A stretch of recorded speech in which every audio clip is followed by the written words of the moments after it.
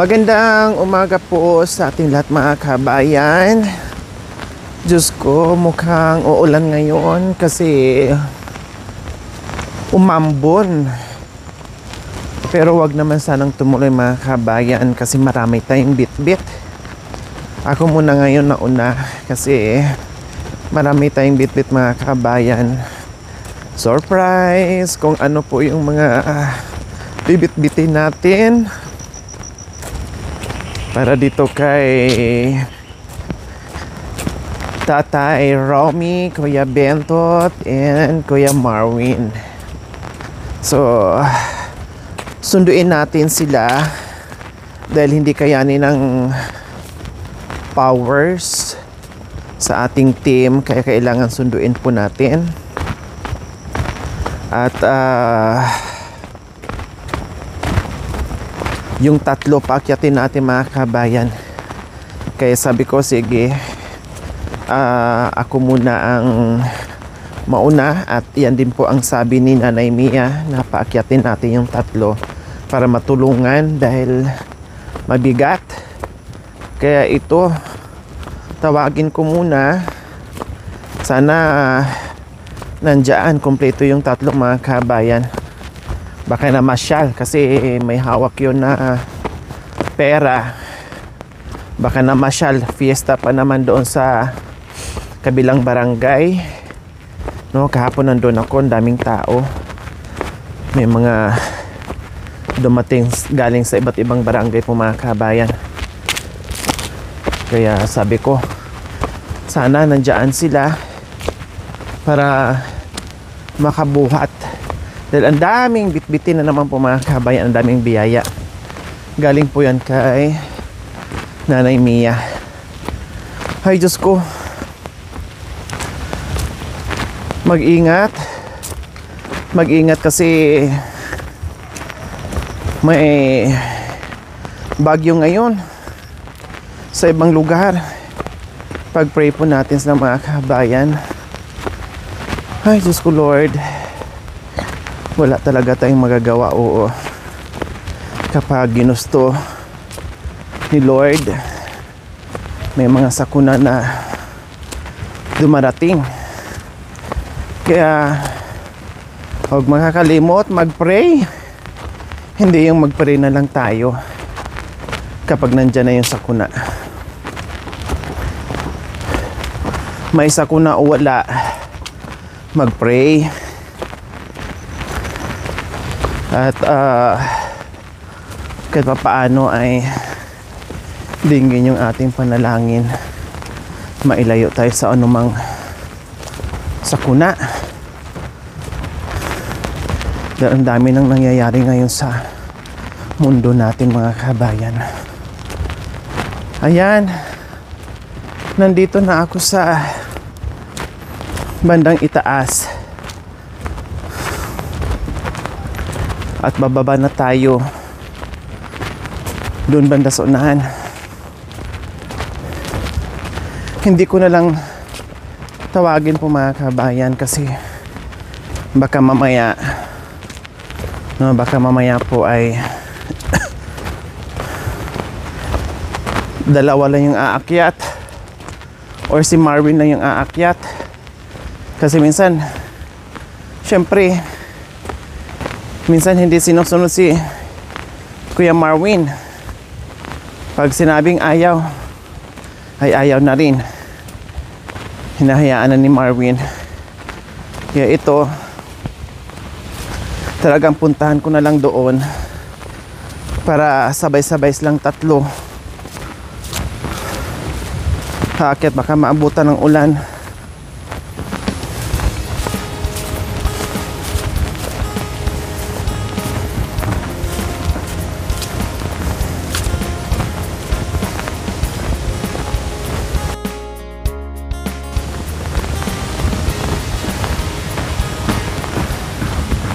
Ayan o, nakita niyo po mga kabayan o. Medyo mahangin din dito sa Pampanga. No, halatang malakas ang hangin sa ibang lugar. Sabi may signal number 4 daw. Tapos grabe yung baha. Diyos ko, grabe mga kabayan. Oh yes, nandito na tayo sa wakas. Oh yan, mahangin po mga kabayan. Oh. Oh. Bababa na tayo.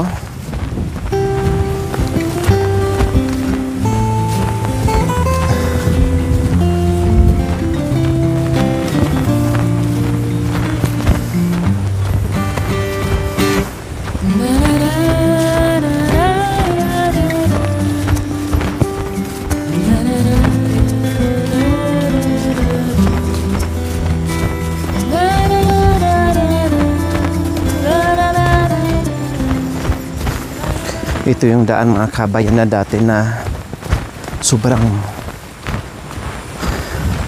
masukal. Ngayon na nalinis natin, tingnan mo naman, maganda na yung daan.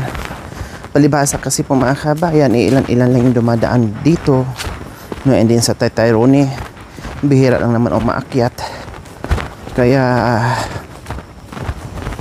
ito, gumanda na at lumawak na yung daan dahil nililinis na kaagad kapag masukal na. Ayun. So ayan po, kumusta po tayong lahat? Nandito po tayo muli papunta kay Tatay Romy and Kuya Bentot, Kuya Marwin. Kumusta kaya sila sa kanilang pasyal, no? Naka-move on na kaya sila sa saya na naranasan nila nung nakaraan? Dahil maraming natuwa at marami ding katanungan. So yung mga natuwa, salamat, no? Na-appreciate niyo po yung ginagawa ni Nanay Mia sa pagpapasaya dito sa pamilya Sibal, no? And doon sa maraming katanungan ay wala po tayong magagawa, ha? Wala tayong magagawa kung sila lang, no? At isa pa po mga kabayan, kaya sila lang po ang madalas na may biyaya or maraming natatanggap na biyaya mga kabayan, kasi sila po yung madalas na nakikita sa vlog natin. Alangan naman bigyan yung hindi nakikita, di ba? So normally kung sino po yung nakikita madalas sa vlog at lalong-lalo na nakakapagbigay saya sa ating mga manonood, sa ating mga viewers, natutuwa, naaaliw, and everything. So kapag nakuha nila ang kiliti ng ating mga sponsors, napasaya nila, natanggal yung stress, no, at naaawa sa kanila, so doon sila nagkakaroon ng ng maraming biyaya tulad ni Nanay Mia, no? Nai-enjoy niya itong pamilya, tuwang-tuwa siya. At kaya walang katapusan na biyaya ang binibigay dito sa kay Tatay Romy and or sa family Sibal, no? Kaya kung sino po ang nakikita madalas sa vlog at sino nakakapagbigay ng saya at tuwa doon sa ating mga sponsors, siya din po ang makaka-receive ng maraming biyaya. So ayan po, ha, binigyan ko na kayo ng isa pang rason kung bakit yung iba wala, yung iba marami, o dahil hindi po sila madalas nakikita, no? Hindi rin po sila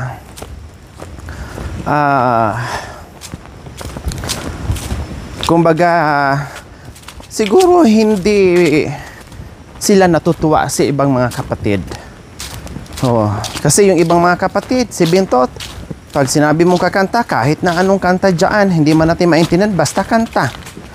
No?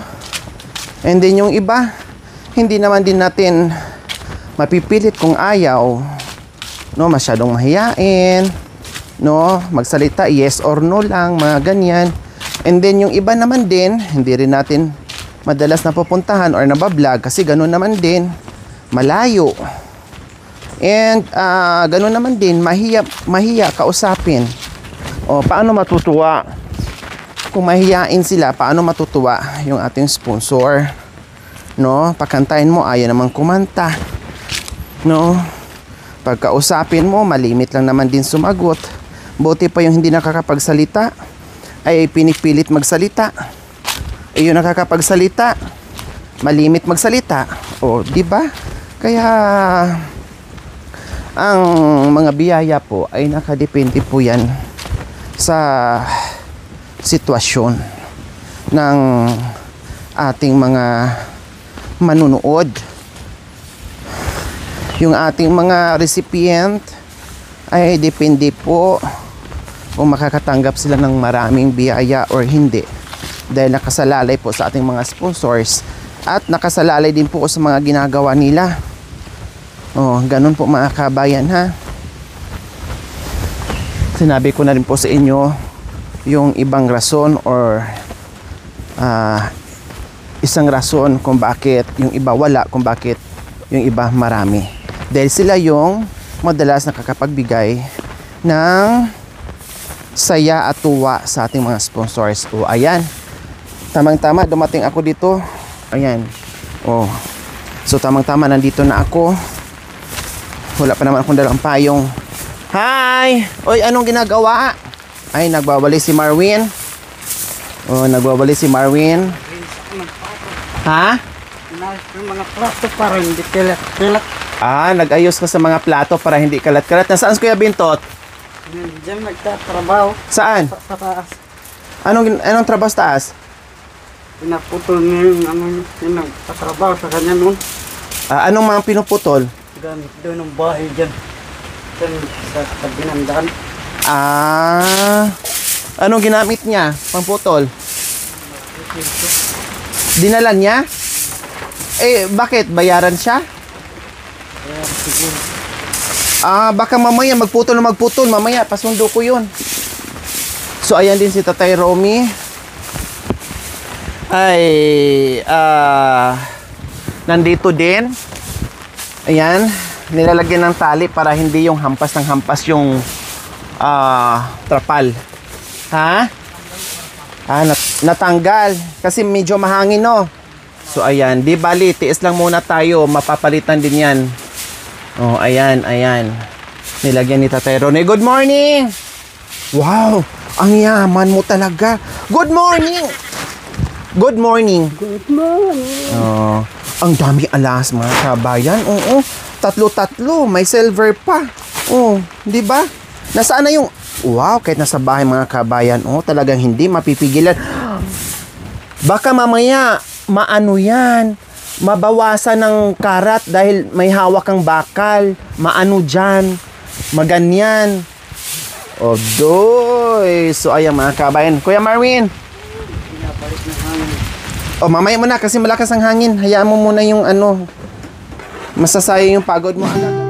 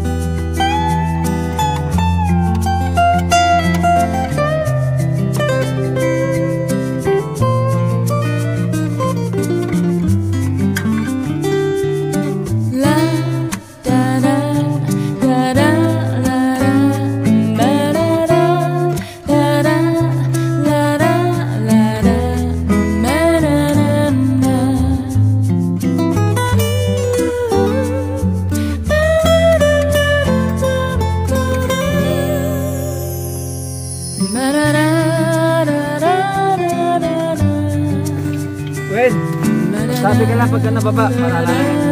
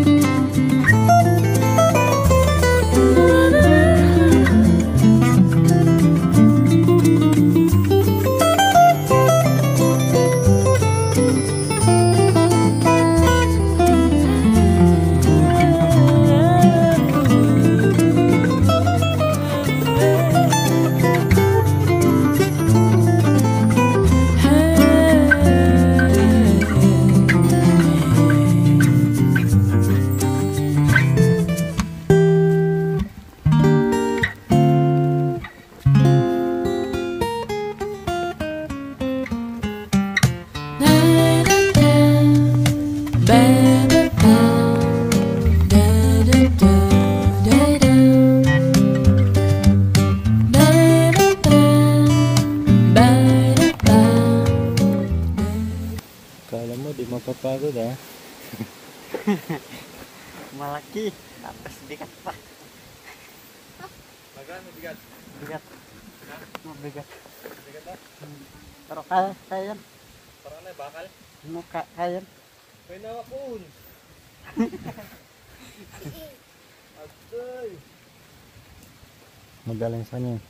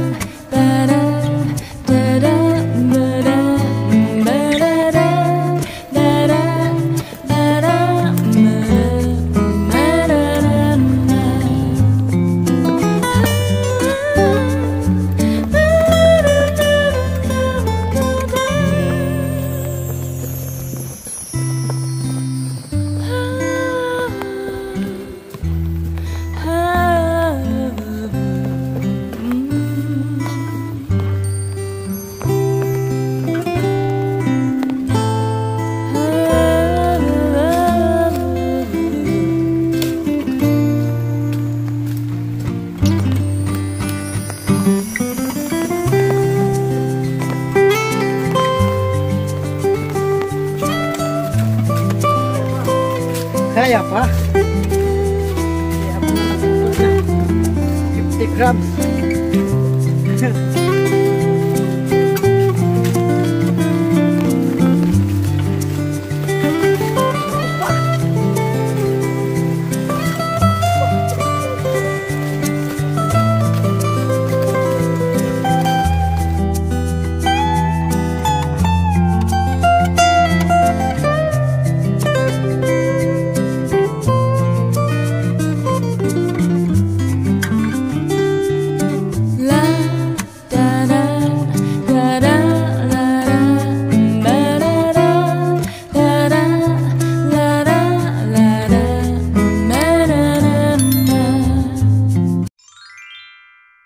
Thank you for watching. Don't forget to like, share, and subscribe.